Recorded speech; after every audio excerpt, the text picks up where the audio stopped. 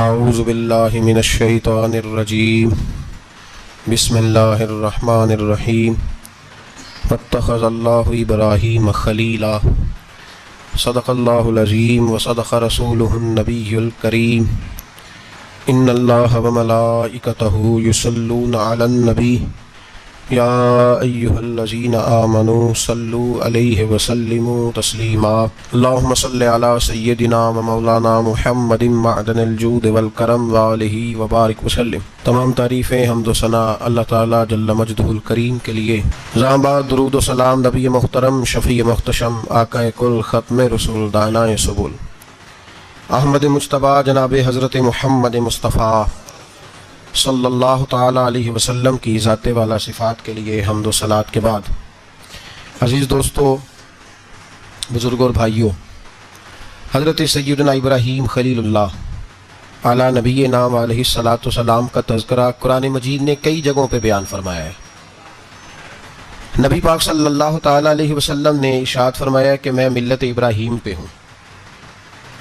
حضرت ابراہیم علیہ الصلاۃ والسلام کے سیرت کو، سوانے کو، ان کی زندگی کے واقعات کو قرآن مجید نے متعدد مقامات پہ بیان کیا ہے۔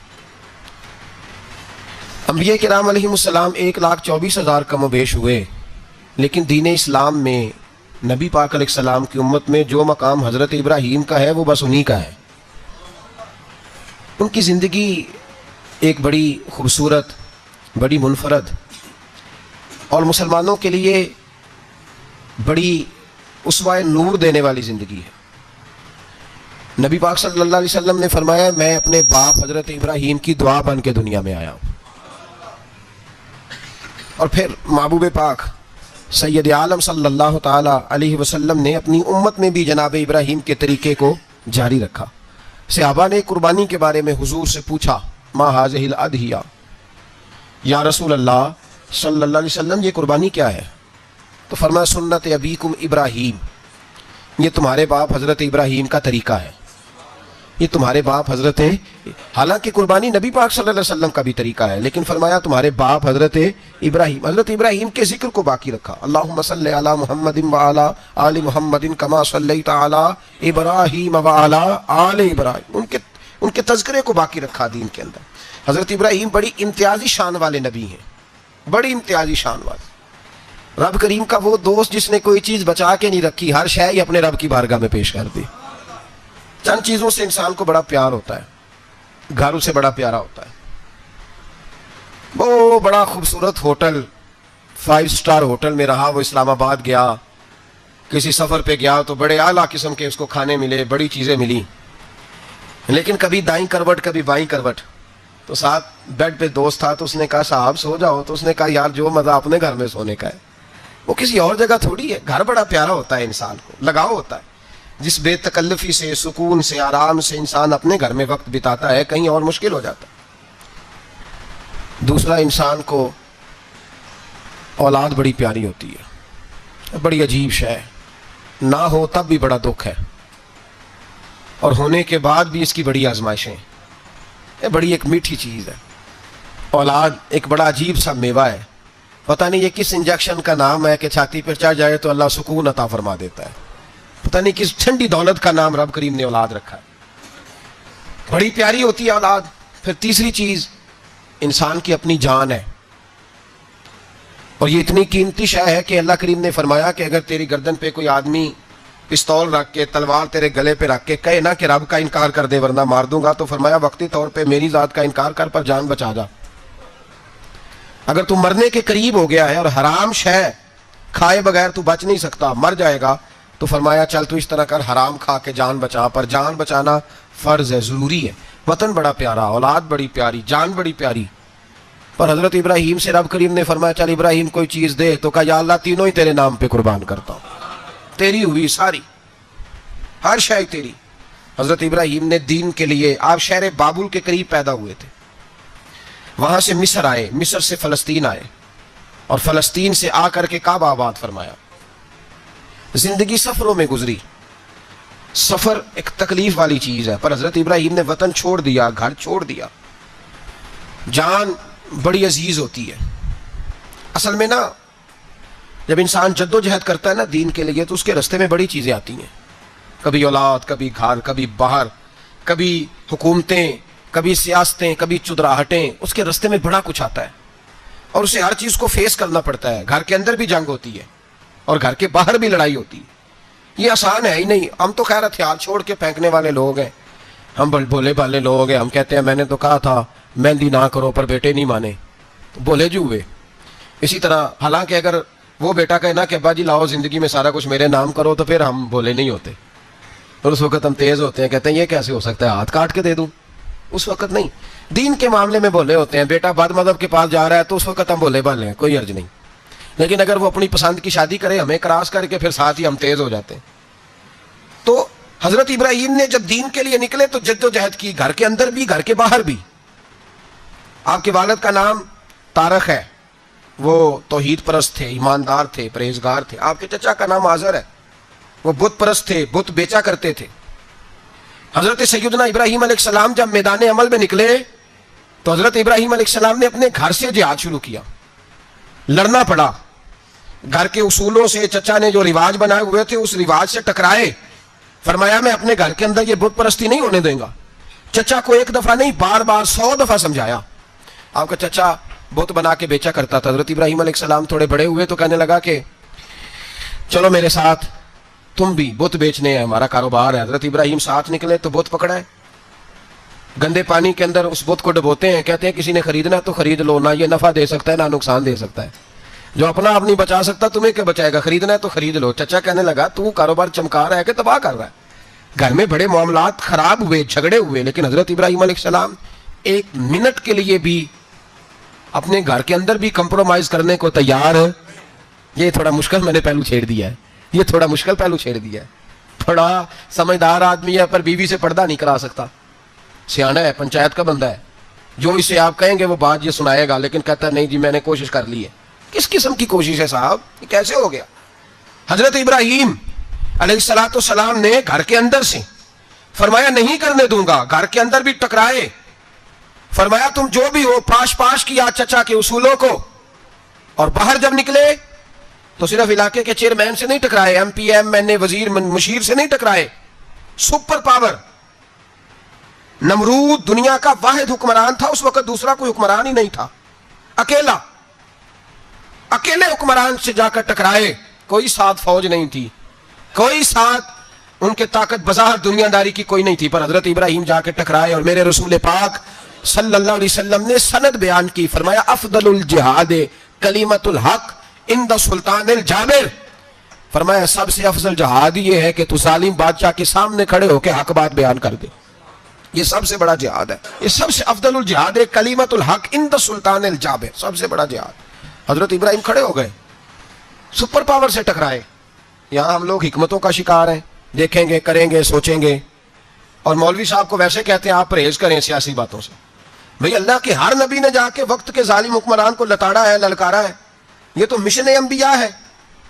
حضرت سیدنا ابراہیم علیہ السلام نے اس کو جا کے کہا کہ تو جھوٹ بولتا ہے، تو جھوٹا ہے، تو خدائی کا دعویٰ کرتا ہے، تو بہت بڑا ظالم ہے، اور قرآن مجید نے اس ساری بات کو بیان فرمایا۔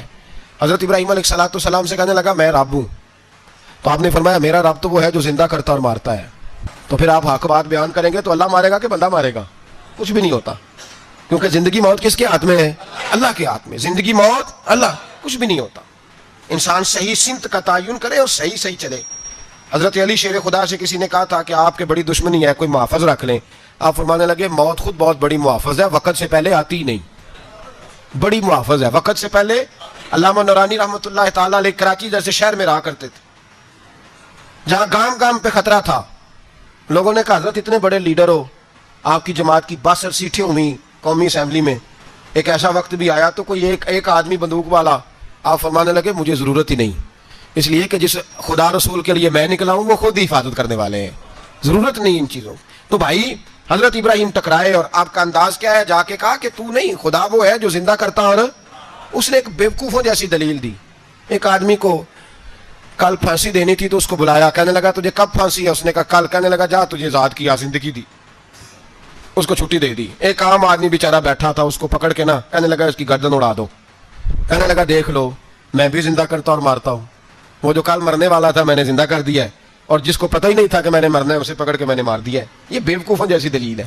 حضرت سیدنا ابراہیم علیہ السلام چاہتے تو اسی وقت دلیل توڑ دیتے کہ تو کیا بیوقوفوں جیسی بات کر رہا ہے، اگر تو زندگی دیتا ہے تو مرے ہوئے میں جان ڈال کے دے جس کو تو نے مارا ہے.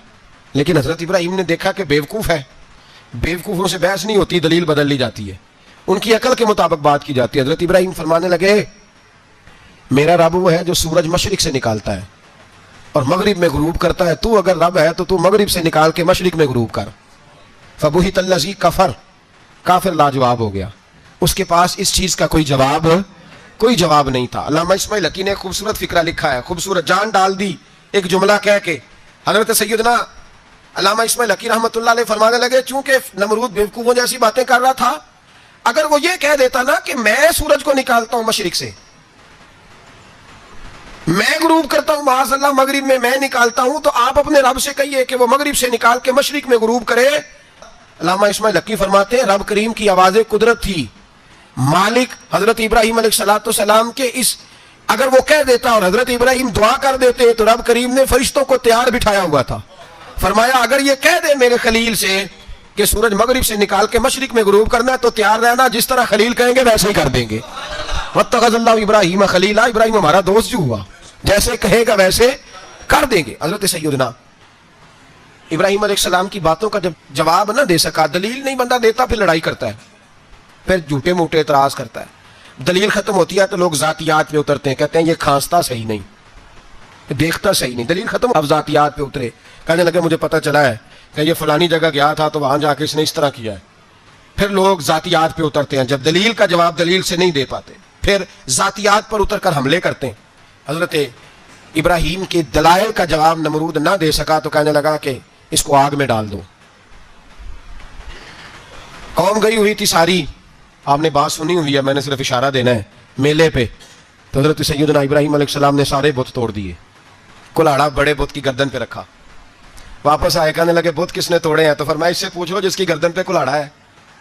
کہنے لگے یہ تو بول ہی نہیں سکتا. تو فرمانے لگے بڑے بیوقوف ہو جو بولتا ہی نہیں، سنتا ہی نہیں، اپنا آپ نہیں بچا سکتا، اس کی پوجا کرتے ہو. کہنے لگے پکڑو دلیلیں ختم ہو گئی، اس کو آگ میں ڈالو. بہت بڑی حویلی 45 فٹ مربع پہ مشتمل ایک حویلی بنائی گئی اور 45 فٹ اونچی. مختلف روایات، علامہ اسماعیل حقی کہتے ہیں کہ 3 مہینے تک نمرود نے کہا کہ اس کے اندر لکڑیاں ڈالو. لوگ پوچھنے لگے کتنی دنیا جلانی ہے؟ کہنے لگا بندہ تو ایک جلانا ہے، پر بندہ بڑا تگڑا ہے، ایک بندہ. 3 مہینے لکڑیاں ڈالی گئیں. اور لوگوں کی جو تہمات ہوتی ہیں نا وہ بڑی عجیب ہوتی ہیں. تہمات میں نے بڑی تفصیل سے رمضان المبارک میں گفتگو کی تھی. بدشگونی، تہمات لوگ لیتے ہیں. اس وقت بھی لوگ تہمات کا شکار ہو گئے، عقیدہ بگڑ جاتا ہے تو وہ عجیب و غریب باتیں کرنے لگتا ہے. تہمات کا شکار ہو گئے. بیویاں نظر مانتی، میں بیمار ہوں، اگر صحیح ہو گئی تو اتنے من لکڑی دوں گی حضرت ابراہیم کی آگ جلانے کے لیے. ایک عورت لے کے جا رہی ہے لکڑیاں، تو ایک نیک دل آدمی نے اس سے پوچھا کہاں جا رہی ہو؟ کہنے لگی میں نے منت مانی تھی تو حضرت ابراہیم علیہ السلام کو معاذ اللہ جلانے کے لیے لکڑیاں لے کے جا رہی ہوں. تو وہ رب کریم کے بندے کہنے لگے تو ڈھونڈتی رہے گی، تجھے وہ جگہ ملے گی نہیں. وہ بی بی کئی مہینے گھومتی رہی، جگہ ہی نہیں ملی جہاں لکڑیاں ڈالنی تھی، ماری گئی. تہمات کا شکار ہوئے بہت سارے لوگ. تہمات کا بھائی، تہمات دین کے اندر منع ہے. تہمات دین میں کوئی نظر ماننا، کوئی کسی بزرگ کے مزار پہ جا کے سالے ثواب کے لیے کوئی چیز ماننا، یہ تو درست ہوا. لیکن غیر شرعی نظریں مان لینا کہ میں آ کے گرد چکر لگاؤں گا، میں جناب وہاں جا کے یہ والا تماشا کروں گا، میں دھاگا باندھوں گا، میں رسا کاٹوں گا، میں وہاں گندے ہوں سے پانی پیوں گا، ان کی شریعت اجازت، یہ تہمات ہیں، بدشگونی ہے. دین میں ان کی کوئی گنجائش. آپ نظر ماننے سے پہلے بھی کسی عالم سے رابطہ کریں کہ میں منت مانگنے لگا ہوں تو کیسے ماننی چاہیے، اس کا طریقہ پوچھیں. ایسے ہی غلط چیز کی منت تھوڑی مان لی جائے گی. بہرحال آمدام برسر مطلب حضرت ابراہیم کے لیے آگ جلائی گئی. 45 فٹ اونچی آگ ہے، پرندہ بھی اوپر سے گزرتا ہے تو نیچے گر جاتا ہے جل کے. اتنے دن لگا کے آگ جلائی گئی. اب حضرت ابراہیم کو جلایا جانے لگا ہے. یہاں تو موجیں ہے نا، جو کسی ادارے کا سربراہ ہے اس کے لیے موج ہے، کسی جگہ آفیسر بن گیا تو موج ہے، پیر صاحب کے لیے موج ہے، علامہ صاحب کے لیے موج ہے، خطیب صاحب کے لیے موج ہے. جلنا کس کو پڑتا ہے؟ وہ علی کوئی نہیں رہا اللہ ماشاء اللہ. وہ لوگ گزر گئے جو تکلیفیں سہ کے کام کرتے تھے، گزر گیا زمانہ. حضرت سیدنا ابراہیم علیہ السلام کو جلایا جانے لگا ہے تو اب اتنی بڑی آگ ہے تو ڈالیں کیسے؟ شیطان نے تجویز دی کہ منجنیق بناؤ. منجنیق، بڑے بڑے بانس باندھ کے ان کے نیچے رسا باندھو وہ جس طرح جھولنے کے لیے جھولا بنایا جاتا ہے، اس طرح ایک منجنیق پرانے زمانے میں اس میں پتھر رکھ کے پھینکے جاتے تھے دشمنوں پہ، وہ منجنیق بنائی گئی کہ دور سے حضرت ابراہیم کو پھینکیں گے، ہاتھ حضرت ابراہیم کے باندھ دیے، پاؤں مبارک باندھ دیے، پوری زمین پہ ایک نام لینے والا خدا کا، اور اس کو آج رسیوں میں جکڑا ہوا ہے۔ جب پھینکا جانے لگا نا آگ میں، حوریں رونے لگی، فرشتے تڑپنے لگے، اے اللہ یہ کیا ہونے لگا ہے، ایک تیرا خلیل اور وہ بھی آگ میں۔ فرمایا جاؤ جا کے اسے کہو اگر تمہاری مدد لیتا ہے تو اسے بچاؤ۔ ہوا کا فرشتہ آیا، کہا ابراہیم اگر تو کہے۔ او بھائی ان چیزوں کو کہانی سمجھ کے نہ سنا کریں، یہ داستان نہیں، یہ وہ طریقے ہیں جو ہمارے رسول نے ہمیں اپنانے کا حکم ارشاد فرمایا ہے، جو عقیدے، یہ وہ نظریات ہیں جو ہمیں اوڑھنے کو کہا گیا، اپنے رب کریم کی رضا پہ راضی رہنے کے یہ وہ خوبصورت مواقع ہیں صوفیاء نے جن کو بنا کر سمجھا کر ہم تک پہنچایا ہے۔ یہ ہے اہل طریقت کی باتیں، وہ کہتے ہیں یار جس حال میں رکھے راضی رہنا ہے۔ حضرت ابراہیم علیہ السلام کو پھینکا جا رہا ہے، فرشتہ آیا، اے اللہ کے خلیل اگر حکم دو تو اتنی ہوا چلاؤں کہ نمرودی جل جائے، سارے آگ ان پہ پھینک دی جائے۔ آپ نے فرمایا تو جا، تجھ سے مجھے کوئی کام نہیں۔ تھوڑی دیر کے بعد پانی کا فرشتہ آیا، کہا حضور اتنی بارش برساؤں گا کہ آگ بجھ جائے گی۔ فرمایا تو جا، تجھ سے کوئی کام نہیں۔ اب جب منجنیق میں رکھ دیے گئے، آگ میں جانے کا لمحہ ہے، تیاری ہے، حضرت جبریل امین حاضر خدمت ہوئے، کہا ابراہیم کوئی حاجت؟ فرمایا تجھ سے کوئی نہیں۔ کہا چلو مجھ سے نہیں تو رب کریم سے ہی بات کر لو، مجھے پتا ہے میں چھوٹا ہوں، آپ مجھ سے مدد کیوں لوگے، رب کریم سے ہی بات کر لیں۔ تو حضرت ابراہیم کہنے لگے جبریل یہ بتا، رب کو نہیں پتا اس کا خلیل کس حال میں ہے، اسے نہیں پتا میں کس حال میں ہوں، میرے ہاتھ بندے ہیں، پیر بندے ہیں آگ میں، اسے نہیں پتا، بتایا تو اسے جاتا ہے جسے خبر نہ ہو۔ تو اگر اسے پتا ہے تو اگر وہ جلانے پہ راضی ہے تو میں بھی جلنے کو تیار ہوں، میں تیار ہوں، اسے کہو ٹھیک ہے۔ حضرت سیدنا ابراہیم علیہ السلام کو منجنیق میں ڈال کے جو پھینکا آگ میں، یا نار کونی بردم و سلاما علی ابراہیم، اللہ نے فرمایا اے آگ میرے ابراہیم پہ ٹھنڈی بھی ہو جا اور سلامتی والی بھی ہو جا۔ حضرت ابراہیم کو 2 فرشتوں نے بٹھا دیا زمین پہ، پھول کھلے ہیں، کونپلیں مہک رہی ہیں، کلیاں خوشبو دے رہی ہیں۔ حضرت ابراہیم نے سر سجدے میں رکھ دیا، سبحان اللہ والحمد للہ ولا الہ الا اللہ واللہ اکبر۔ حضرت ابراہیم اللہ کی تسبیح پڑھنے لگے، رب کریم کا شکر بجا لانے لگے۔ نکلے وہاں سے، کچھ دن گزر گئے، نکلے، حکم ہو گیا ابراہیم علاقہ چھوڑ دو۔ حضرت ابراہیم علیہ السلام وہاں سے نکل کے مصر آئے، چچا کے پاس ٹھہرے، انہوں نے اپنی بیٹی جناب سارہ کا نکاح کر دیا۔ کچھ آگے بڑھے تو ایک ظالم بادشاہ سے ٹکرائے، اس نے ایک شہزادی، ایک بادشاہ کی بیٹی قید کی ہوئی تھی، جناب ہاجرہ نام تھا، ان کو قید سے چھڑا کے ساتھ لائے۔ حضرت لوط علیہ السلام بھی ساتھ، یہ 4 لوگوں کا قافلہ چلا، فلسطین میں جا کے پڑاؤ ڈالا، گھر بار چھوڑا، تبلیغ شروع ہوئی۔ حضرت ابراہیم کے گھر میں 2 خواتین ہیں، ایک آپ کی بیوی ہیں، ایک حضرت ہاجرہ ہے، اولاد کوئی نہیں، بڑا میوہ میٹھا گھر وہی آباد ہوتا ہے جس میں بچے روتے ہیں، گھر ہوتا ہی وہ ہے جس میں بچوں کی چنچناہٹ ہوتی ہے، بھن بناہٹ ہوتی ہے۔ حضرت ابراہیم نے ایک بچہ روتے ہوئے دیکھا تو آنکھوں میں آنسو آئے، کہنے لگے ربی حب لی من الصالحین، یا اللہ مجھے بھی نیک اولاد عطا کر دے۔ حضرت سارہ نے سن لیا، کہنے لگی ابراہیم شاید میرے بطن سے تو آپ کو نصیب نہیں، ہاجرہ سے نکاح کر لو۔ نہ بھی ہاجرہ سے نکاح ہوا، اللہ تو بڑا بے نیاز ہے، رب کریم نے حضرت اسماعیل جیسا خوبصورت بیٹا عطا فرمایا۔ بیٹا کالا سیاہ بھی ہو تو سینے کی ٹھنڈک ہوتا ہے، پر یہ تو وہ بیٹا ہے جس کی پیشانی میں نور محمدی چمکتا ہے صلی اللہ علیہ وسلم۔ حضرت سیدنا اسماعیل علیہ اتنے خوبصورت، اب جس بیوی کے یہاں بیٹا تھا، بیٹھنا اٹھنا بھی زیادہ اس کے پاس، آنا جانا بھی اس کے پاس، توجہ ادھر ہو گئی، جناب سارہ رشک کرنے لگی۔ ایک دن کہنے لگی اسے چھوڑ آ جنگل میں، وادی غیر ذی زرع، مکے کے پاس، بھائی ایک بیٹا عالم دین بنا لو۔ کہنے لگا روٹی کہاں سے کھائے گا، تیرے 5 بیٹے ہیں، کو حافظ قرآن بنا، کہتے روٹی کہاں سے کھائے گا، وہ بچہ بھی کہتا ہے میں کہاں سے کھاؤں گا۔ حضرت ابراہیم علیہ السلام تو چند مہینے کا بچہ چھوڑ آئے، تو کہاں سے روٹی کھائی حضرت اسماعیل نے، کہاں سے کھائی ان کی اماں نے روٹی، بھوکے مر جاتے ہیں یہ سارے۔ میں بڑی ذمہ داری سے کہا کرتا ہوں کہ جتنی خوبصورت روٹی اللہ کریم دین کے خادموں کو عطا کرتا ہے شاید کسی اور کے نصیب ہوتی ہو، لیکن ہم لوگ توجہ ہی نہیں کر رہے، ہمارا ذوق ہی نہیں بن رہا، ہم یہ محنت ہی نہیں کر رہے کہ قوم کو مستند علماء کی ضرورت ہے، علاقوں کے علاقے خالی ہیں، ادھر ہمارا مزاج ہی نہیں بن رہا، توجہ ہی نہیں دین کی خاطر۔ اور پھر چلے بچے تو بعد کی بات ہے نا، جو ابھی خود جوان ہے، وہ بھی یہ دعا، ایک صاحب مجھے کہنے لگے میں دعا مانگ رہا ہوں اللہ مجھے بیٹا دے تو میں اسے دین پہ لگاؤں گا۔ تو میں نے کہا آپ بھی بوڑھے نہیں ہوئے، آپ خود ہی لگ جائیں، بیٹا تو ابھی آئے گا تو لگے گا نا، تو آپ تو اس وقت ہے تو آپ تو پہلے لگے نا صاحب، 2 گھنٹے تو نکال کے آئے، دین سیکھنے کو کافی ہے۔ آپ اتنی لمبی سوچ رہے ہیں کہ بچہ آئے گا تو بڑا ہوگا تو وہ جائے گا تو دیکھی جائے گی، ابھی تو آپ ہیں تو آپ تو آؤ۔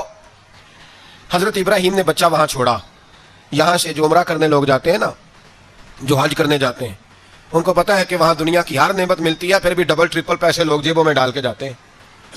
حضرت ابراہیم جب وہاں لے کے گئے تو کوئی انسان نہیں تھا، پانی کا قطرہ نہیں تھا، 2 کلو کھجوریں، ایک مشکیزہ، بیوی کو تھمایا۔ ہمارے گھر میں ہزاروں چیزیں پڑی ہیں، لیکن وہ جو توکل ہے نا وہ ختم ہو گیا ہے۔ اللہ دے گا، حلال حلال پہ قناعت کرے، جائز جائز پہ بھروسہ کرے، رب کریم عطا کرنے والا ہے، وہ مزاج ختم ہو گیا۔ حضرت سیدنا ابراہیم علیہ السلام 2 کلو کھجوریں، ایک مشکیزہ پانی کا دے کر کے، اور وہاں بٹھایا آپ نے اپنے بچے کو اور اپنی زوجہ جناب ہاجرہ کو، اور بٹھا کر کے یہ واپس پلٹنے لگے تو حضرت ہاجرہ سلام اللہ علیہ نے آواز دی، کہا ابراہیم کس کے سہارے پہ چھوڑ کے جا رہے ہو؟ جہاں آب زمزم کا کنواں ہے نا، جو لوگ گئے ہیں جنہوں نے صفا مروہ کی صحیح کی ہے، صفا مروہ سے باہر نکلے نا، سرکار کی ولادت کا مقام ہے، اس جگہ پہ آب زمزم کا کنواں تھا، وہاں حضرت سیدنا ہاجرہ کو بٹھایا، کوئی چیز نہیں، کوئی درخت نہیں، کوئی کھیت نہیں، کوئی پانی نہیں، کوئی کنواں نہیں، وہاں بٹھایا اور بٹھا کر کے نکلنے لگے تو جناب ہاجرہ فرمانے لگی ابراہیم کس کے سہارے پہ چھوڑ کے جا رہے ہو؟ کہنے لگے اللہ کے سہارے پہ۔ تو پاک باز بی بی نے ایک لفظ پوچھا، کہا ابراہیم یہ میرے رب کا حکم ہے، یہ میرے، بس جن کا عقیدہ توحید مضبوط ہو ان کے لیے ایک جملہ کافی ہوتا ہے، یہ میرے اللہ کا حکم ہے۔ تو جناب ابراہیم علیہ السلام فرمانے لگے ہاجرہ ہاں رب کا حکم ہے۔ جب یہ لفظ کہے تو چاہیے تھا نا حضرت ابراہیم تسلی دیتے، تو بی بی صاحبہ تسلی دینے لگی، عرض کرنے لگی ابراہیم اگر اللہ کا حکم ہے تو پھر آپ ہماری فکر نہ کرنا، اگر یہ رب کا حکم ہے تو پھر ہماری فکر نہ کرنا، جس رب نے ہمیں یہاں تک پہنچایا ہے وہ ہمیں کبھی بھی ضائع نہیں فرمائے گا، پھر فکر نہ کرنا۔ حضرت ابراہیم آ گئے، بات آپ نے سنی ہوئی ہے، اشارہ کرنا مقصود ہے۔ 13 سال میں چلے مان بھی لیا جائے بعض روایات کی روشنی میں کہ آتے جاتے بھی رہے، لیکن مکمل دیکھ بھال اپنے بچے کی پرورش میں پورا حضرت ابراہیم علیہ السلام کا کردار، سارا کردار ماں کا تھا۔ میں جب خواتین کے بارے میں کوئی بات کرتا ہوں تو میں آپ کو اکثر کہتا ہوں کہ یہ صرف بیوی کے لیے حکم نہیں ہوتا، یہ ٹریننگ بیٹی کو دینی ہے اور بہن کو دینی ہے، یہ تربیت کرے اپنے گھر میں۔ میں تجربے کی روشنی میں یہ بات عرض کیا کرتا ہوں کہ بھائی بچے باپ کے فرما بردار اس وقت ہوتے ہیں جب اماں انہیں باپ کا فرما بردار کرتی ہے، اور بچے باپ کے نافرمان بھی تب ہوتے ہیں جب اماں انہیں باپ کا۔ میں نے اپنے کانوں سے سنا ایک دفعہ ایک بچہ اپنے باپ سے کہہ رہا ہے آپ نے تو ساری زندگی باہر گزار دی، پیسے کمانا کون سا مشکل کام ہے، دکھ سکھ تو سارے اماں نے برداشت کیے، سکولوں میں وہ جاتی تھی، فلانا کام وہ کرتی تھی، فلانا کام۔ اب یہ سوچ اس کی ذاتی تو نہیں، یہ اس کو دی گئی ہے، اور اگر اس کو یہ سوچ دے دی جائے کہ اماں کہے کہ میں تو اپنوں میں رہی ساری زندگی، میں نے تو اپنوں میں وقت گزارا، اور تیرا باپ تو کئی دفعہ جنازے بھی نہیں پڑھ سکا، اس نے تو ماں باپ ایسے دفن کر دیے، وہ اگر یہ سوچ فراہم کرے تو پھر بچہ باپ کا فرما بردار ہوتا ہے۔ اور یہ والی روایتیں ہم بیوی کو سناتے ہیں، حالانکہ کس کو سنانی چاہیے؟ بولیے، بہن اور بیٹی کو، بہن اور بیٹی کو سنائیں یہ باتیں، ان کو سمجھائیں تاکہ آگے جا کے وہ جو گھر ترتیب دیں وہ گھر بڑا عمدہ اور نکھرا ہوا ہو۔ حضرت سیدنا ابراہیم 13 سال کے بعد آئے، چونکہ گھر میں اللہ تبارک و تعالیٰ کی دوستی کا چرچا تھا، اللہ تبارک و تعالیٰ کی محبوبیت کا غلبہ تھا۔ 13 سال کے بعد فلما بالغ معہ السعی، بیٹا جب اتنا بڑا ہوا کہ سال چلنے لگا تو حضرت ابراہیم نے اپنے بیٹے کو بلا کے کہا بیٹا مجھے خواب آئی ہے، میں تجھے ذبح کر رہا ہوں، تیری کیا رضا ہے؟ تو حضرت اسماعیل کہنے لگے یا ابت افعل ما تؤمر، ابا جی اللہ جیسے حکم دیتا ہے میرے ساتھ ویسے ہی کریں، جیسے اللہ حکم دیتا ہے ویسے ہی، بولیے، ویسے ہی کریں۔ حضرت ہاجرہ کو کہا کہ ایک دوست نے دعوت کی ہے تو وہاں جا رہے ہیں، بی بی مطمئن ہے، تفصیلات کی ضرورت نہیں، ختم بات، اعتبار ہے، مطمئن ہو گئی۔ شیطان پیچھے سے آیا اماں کے پاس، ذرا تھوڑی دیر کے لیے تصور جمائیے، یہاں تو پڑوسن آ کے کوئی بات بتا دیتی ہے خاوند کے بارے میں تو کئی مہینے جھگڑا جاری رہتا ہے، پڑوسن محلے دار۔ شیطان نے آ کے بتایا لفظ کیا ہے؟ کہا حضرات تمہیں پتا ہے کہاں جا رہے ہیں؟ کہا دوست کی دعوت میں۔ تو کہنے لگے دوست کون ہے؟ رب کریم، اور ابراہیم کا خیال ہے کہ اس رب نے مجھے حکم دیا ہے کہ میں ذبح کروں۔ تو حضرت ہاجرہ کہنے لگی کبھی باپ بھی بیٹا ذبح کرتے ہیں؟ شیطان کہنے لگا ان کا خیال ہے کہ ان کے رب نے حکم دیا ہے۔ تو جناب ہاجرہ فرمانے لگی اگر رب نے حکم دیا تو پھر تو مجھے شیطان لگتا ہے، تو مجھے شیطان لگتا ہے۔ کہا کیا مطلب؟ فرمانے لگی اگر رب کریم کا حکم ہے تو میرے پاس ایک اسماعیل ہے، اگر 1000 بھی ہوتے میں سارے اللہ کے راستے میں پیش کر دے دیتی، مالک کا ہی تو ہے سارا کچھ، اسی کا ہے، اس میں لہت اللہ کی کیا گنجائش؟ حضرت سیدنا ابراہیم علیہ السلام نے بیٹے کے حلق پہ چھری رکھ بھی دی اور چھری چلا بھی دی، رکھ بھی دی، اور وہ تو اللہ کریم نے فرمایا یا ابراہیم قد صدقت الرؤیا، ابراہیم تو نے خواب سچا کر دکھایا، وہ قیامت تک تیرا نام رہے گا۔ حضرت ابراہیم نے وطن بھی دیا، جان بھی دی، بیٹا بھی، اللہ کریم نے دمبے دیے، فرمایا یہ فدیہ ہے، اب یہ قربانی قیامت تک حضرت ابراہیم کے طریقے کے مطابق جاری ہے. حضرت ابراہیم بہت بڑے مہمان نواز تھے, بہت بڑے. آپ جب مصر میں قیام تھا تو بڑے بڑے لمبے چوڑے لنگر پکتے تھے, لوگ آیا جایا کرتے تھے, بڑا تفصیل کے ساتھ کھانا ہوتا تھا. مہمان نوازی آپ کی خاص صفت مبارکہ ہے. ہمارے ہاں بھی مہمان نوازی ہوتی ہے امیروں کی, بلکہ اب تو مہمان نوازی اس طرح کی ہے کہ کل تیری میرے پاس دعوت ہے اور پرسوں میری تیرے پاس ہے. وہی امیروں میں وہ چکر رہتا ہے, پارٹیاں دوست ایک دوسرے کو ڈالتے ہیں, تیری طرف پارٹی تیری طرف. اور اسی انداز میں اب یہ عید آئے گی نا, ٹکا پارٹیاں ہوں گی جگہ جگہ, اور لوگ سوال پوچھنے لگے ابھی سے, کہتے ہیں قربانی کا کتنا گوشت گھر رکھنا جائز ہے, قربانی کا کتنا گوشت گھر رکھنا جائز ہے. سارا ہی جی ہاں, اس لیے فریزر لے لے, فریج سے نہیں کام چلے گا. سارا ہی جائز گھر رکھنا, سارا ہی جائز ہے, رکھ لیں. اور خدا کے بندے, قربانی وہ بندہ دیتا ہے جو سارا سال ہی گوشت کھاتا ہے. صحیح کہہ رہا ہوں؟ قربانی صاحب نصاب صاحب استطاعت بندہ دیتا ہے نا, تو وہ سارا سال ہی گوشت, تو سارا گھر میں رکھنا بھی جائز ہے, لیکن سارا دے دینا بھی. تو جو آ رہی ہے اس پہ کیوں توجہ کرتے ہو, جو دوسرا جائز ہے اس پہ کیوں نہیں عمل کرتے؟ سارا تقسیم کر دیں, بات ختم ہوئی. یقین کریں, محرم میں جا کے دوست ٹیلی فون کر کے سوال پوچھتے ہیں, کہتے ہیں صاحب سنا ہے قربانی کا گوشت محرم میں کھانا جائز نہیں. میں کہ نہیں, ربیع الاول بھی جائز جے, رجب رمضان تک کھاؤ, کوئی بندہ نہیں منع کرتا. اس لیے کہ کسی کو دینا تو پسند ہی نہیں, یا پھر اس میں سے جو خاص چیزیں ہیں وہ اپنی فریج میں, اور باقی جو ہے وہ دوسروں کے لیے. یہ کیا طریقہ ہے ہمارا, اور اسی پہ عمل ہے. اللہ تبارک و تعالی ہمیں سمجھنے کی توفیق عطا فرمائے. حضرت ابراہیم بہت بڑے مہمان نواز تھے. صرف قربانی نہیں دیتے تھے, سارا سال بہت سارا لنگر, بہت سارا کھانا پینا, بہت ساری چیزیں جاری رہتی تھی. اور جتنے غریب لوگ تھے فلسطین کے, ان کو پتا تھا کہ حضرت ابراہیم علیہ السلام کا لنگر جاری ہے. فلسطین میں جب آپ کا قیام تھا, ایک دفعہ ڈھیروں مہمان آ گئے اور کھانے کو کوئی چیز نہیں. حضرت سارہ اور جناب حاجرہ دونوں اس وقت موجود تھیں. وہ کہنے لگی ابراہیم بہت سارے مہمان آ گیا تو کیا کریں؟ جناب سارہ کہنے لگی کس طرح کر کے ان کی مہمان نوازی کرنی. اور حالات یہ ہے کہ قحط پڑا ہوا ہے فلسطین میں, مصر میں, دور دراز علاقوں میں. حضرت ابراہیم کہنے لگے یہ اللہ کے مہمان ہیں اور ہمیں رب کریم کا بندہ سمجھ کے آ گئے ہیں, اللہ ہی بندوبست کرے گا. فرمانے لگے میرا مصر میں ایک دوست ہے, وہ قحط کے دنوں میں غلہ جمع کر لیتا ہے, میں اس کی طرف پیغام بھیجتا ہوں, مجھے امید ہے وہاں سے غلہ ملے گا. 2 3 5 اونٹ والے غلام بلائے اور ان کو کہا کہ جاؤ غلہ لے آؤ مصر کے دوست سے. وہ لوگ کہتے ہیں ہم غلہ لینے گئے, وہاں جو پہنچے تو حضرت ابراہیم خلیل اللہ علیہ السلام کا پیغام دیا, تو آپ کا وہ دوست کہنے لگا غلہ تو بے شمار تھا, مجھے خبر نہیں تھی کہ حضرت ابراہیم کا پیغام آئے گا, تو میں تو سارا تقسیم کر چکا ہوں. لوگ لے گئے, اب تو کوئی شے نہیں. اب وہ خالی آ گئے 5 کے 5 اونٹ. جب خالی آئے تو حضرت ابراہیم کی حویلی کی دیواریں چھوٹی چھوٹی تھیں. ان غلاموں میں سے, خادموں میں سے, آپ کے ان چاہنے والوں میں سے ایک کہنے لگا یار وہ غریب تو انتظار کر رہے ہوں گے کہ غلہ لینے گئے ہیں, ہمیں روٹی ملے گی. چھوٹی چھوٹی دیواریں ہیں, وہ جب دیکھیں گے نا خالی آ گئے تو انہیں تکلیف ہوگی. اس طرح کرو بوریوں میں ریت بھر لیتے ہیں, ریت بھر کے لے جاتے ہیں, بعد میں اندر رکھ کے انہیں سمجھا بہلا لیں گے, یا حضرت ابراہیم کو بتائیں گے, وہ خود ہی ان لوگوں کی دل جوئی فرمائیں گے. اب غلہ کی جگہ ریت بھر کے اونٹوں پہ رکھ کے لائی گئی. لا کے بوریاں جب رکھ دی گئیں, حضرت ابراہیم علیہ السلام دوپہر کے وقت آرام فرما رہے تھے.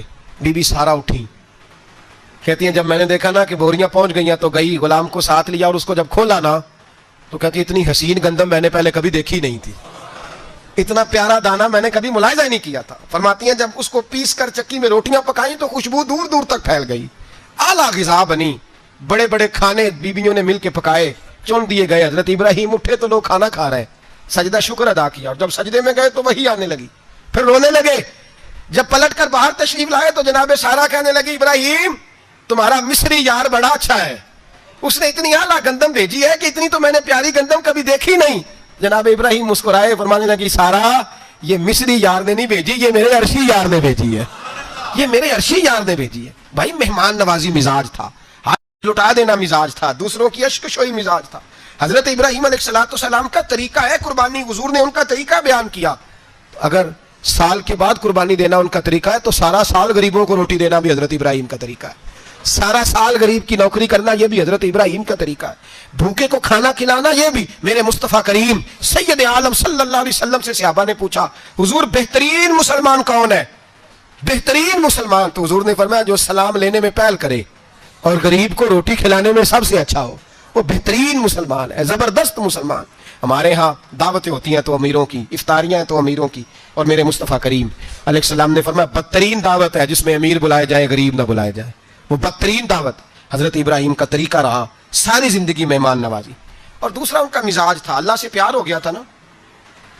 जब रब करीम से मोहब्बत होती है ना और मोहब्बत का एहसास होता है दिल में, फिर सजदे लंबे होते हैं। आम आदमी तो नमाज भी नहीं पढ़ सकता, जिसे खुदा से मोहब्बत होती है वो तहज्जुद भी नहीं छोड़ सकता। वो ये मोहब्बत की बात है ना, जिसको प्यार होता है उसकी तहज्जुद भी है, उसकी इशराक भी है, चाश्त भी है, उसके उम्रे भी हैं, उसके हज भी है, उसके बार बार काबतुल्लाह के दीदार भी हैं। ये मोहब्बत इलाही है, जोश मारती है। इन लोग सजदा करते हैं तो उठते ही नहीं, अल्लाह के बंदों से प्यार करते हैं। अल्लाह की हजरत इब्राहिम को रब करीम से इतनी मोहब्बत थी, इतना प्यार था कि वो आपकी जिंदगी के हर पहलू से छलकता था। एक वक्त ऐसा आया कि अल्लाह ताला ने हजरत इब्राहिम को बहुत ज्यादा माल अता फरमाया। इतने ऊंट गिने नहीं जाते, गायें इतनी ज्यादा कि शुमार नहीं होती, बकरे बकरियां इतनी ज्यादा के शुमार, बहुत ज्यादा माल अल्लाह ने अता फरमाया। और अभी कुछ अरसा पहले आप पीछे जाए ना, तो जो लफ्ज माल था वो रुपए पे तो बोला ही नहीं जाता था, वो जानवरों पे बोला जाता था। बहुत ज्यादा माल अल्लाह ने दिया, बकरियां, गायें, ऊंट, बैल, बड़ा कुछ। तो रब करीम ने फरिश्तों से फरमाया कि वत्तखज़ल्लाहु इब्राहीम खलीला, इब्राहिम मेरा दोस्त है। तो फरिश्ते कहने लगे, या अल्लाह जिसे इतना कुछ दिया जाए उसने दोस्त तो बनना ही होता है, तो नवाजा ही बड़ा है, इतना माल, इतने खेत खलियान, इतना कुछ। अल्लाह करीम ने फरमाया जाओ आजमाइश कर लो, इम्तिहान ले लो। फरिश्ता इम्तिहान लेने पहुंच गया। हजरत इब्राहिम के जानवर चल रहे हैं चरागाह में, हजरत इब्राहिम भी हैं, गुलाम भी हैं, बहुत बड़ा रेवड़ है, आप तशरीफ फरमाएं। एक फरिश्ता आया तो खेत में छुप के बैठ गया और बुलंद आवाज से कहने लगा, सुबहान अल्लाह वल्हम्दुलिल्लाह वला इलाहा इल्लल्लाह वल्लाह। ये तस्बीह बड़ी पसंद है, महबूब ने इनकी फजीलत बयान की। अब वो हजरत सैयदना इब्राहिम अलैहिस्सलाम खड़े थे तो खेत में बैठ के तस्बीह पढ़ने लगा, सुबहान अल्लाह वल्हम्दुलिल्लाह वला इलाहा इल्लल्लाह। हजरत इब्राहिम कहने लगा, ये मेरे रब का नाम कौन ले रहा है, थोड़ी इसकी मीठी आवाज है, बड़ी, कौन है? ढूंढने लगे, घूमते घूमते उसके पास चले गए। फरिश्ता इंसानी शक्ल में, तू मेरे रब का जिक्र कर रहा था? उसने कहा मैं ही कर रहा था। फरमाने लगे, यार एक दफा फिर नहीं करता? तो कहने लगा, इब्राहिम पहले तो मैं अपनी मर्जी से कर रहा था, तू कहता है तो पैसे लगेंगे, पैसे हैं तो कर देता हूं। हजरत इब्राहिम कहने लगे, बोल तू क्या लेगा, मेरे अल्लाह का जिक्र सुनाने का क्या लेगा? कहने लगा, जितनी बकरियां आप चरा रहे हैं सारी दे दे तो मैं अल्लाह का जिक्र सुना देता हूं। आपने फरमाया, बस जा तेरी सारी हुई, मेरे रब का जिक्र सुना। और फिर शुरू हो गया, सुबहान अल्लाह अल्हम्दुलिल्लाह वला इलाहा इल्लल्लाह वल्लाहु अकबर। हजरत इब्राहिम अलैहिस्सलाम कैफ में, यार फिर जरा सुना, ना इल्मा विच फसा सानू, तू यार दी गल सुना सानू, जरा दोबारा सुना। मैं फिर सुनाया, एक दफा फिर क्या, फिर कहा। और रिश्ता कहने लगा, बस ये आपके पैसे पूरे हो गए। हजरत इब्राहिम कहने लगे, चल एक दफा और सुना। कहने लगा, पैसे लगेंगे, तो क्या लेगा? कहने लगा, गाय भैंसे सारी मेरी। फरमाया, बस यार इतनी कीमत, तू सुना सही, सारा कुछ ही तेरा। फिर शुरू हो गया, सुभान अल्लाह वल्हम्दुलिल्लाह वला इलाहा इल्लल्लाह वल्लाहु अकबर। गायें दे दी, भैंसें दे दी, वो जिक्र सुनाता है। हजरत इब्राहिम कभी मचलते हैं, कभी रोते हैं, कभी आहें भरते हैं, तू मेरे रब का नाम ले रहा है, जरा फिर से ले। कैफ जारी है। कहने लगा, बस भाई।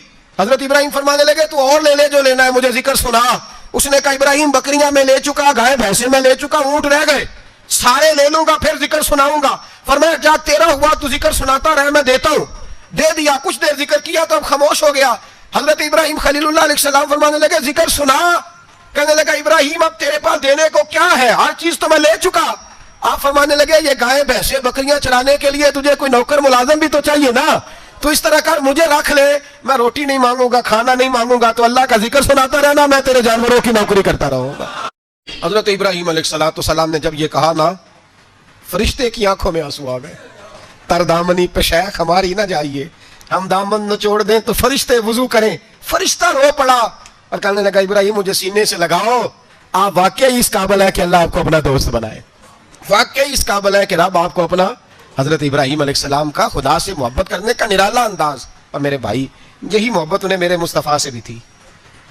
एक नबी घर बना रहा है, दूसरा बनवा रहा है। हजरत इस्माइल अलैहिस्सलाम पत्थर उठा उठा के ला रहे हैं, जनाब इब्राहिम बना रहे हैं।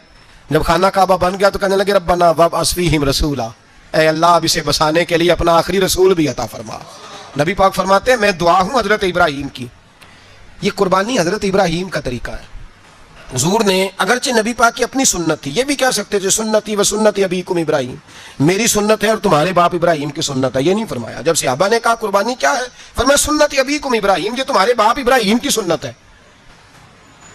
हर साहिब निसाब पर कुर्बानी वाजिब है।